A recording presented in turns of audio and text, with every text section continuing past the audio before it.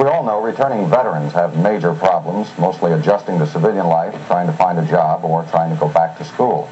Now, many are the targets of mail campaigns whose purposes are questionable. That's the substance of a special report from Al Wyman. Al? Well, Joe, for some time now, an undetermined number of veterans here in Los Angeles have received form letters which have all of the appearances of being official letters from the Veterans Administration. But my investigation today revealed they are anything but official, and the source of the letters was even more difficult to trace.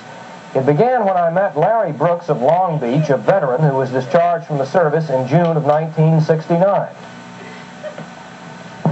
Now this says Veterans Administrators Service, some official-looking number of letters underneath there, and an address on Vermont Avenue in Los Angeles. And it just strikes me as something that I would get from the Veterans Administration. Of course, it's a different wording. I guess that's for some kind of hairline technicality there that they're going to get off on. I don't know what it is, but they've got my month of discharge, my name, my address, my zip code, and on the back it has a confidential information sheet. It seems to me it'd be an average guy would get this and think that the Veterans Administration is trying to help you out in a school or something. Is this Veterans Administrators Services, or I have another letter here that says Veterans Services Administrators, have anything at all to do with the Veterans Administration? No, sir, they do not. They're in no way connected with the Veterans Administration.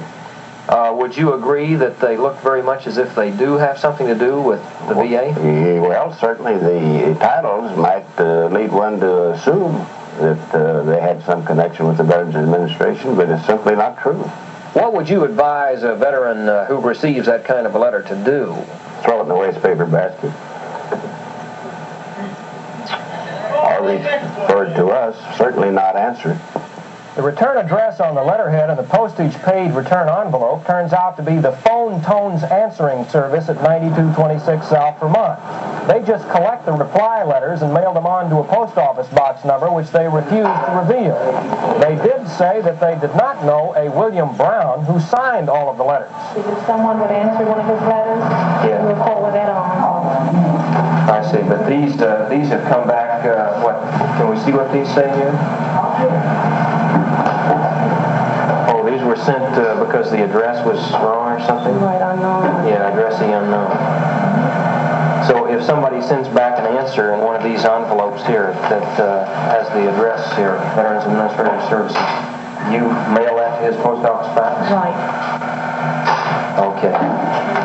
Thank you. You're welcome.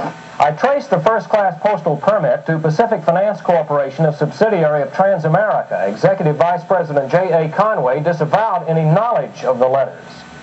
I would say to you, Mr. Weidman, that we thank you very much for bringing it to our attention, that obviously we were not aware of this before. You did bring it to our attention, and that we'll take every step that we can, legally and otherwise, to make sure that this thing is corrected.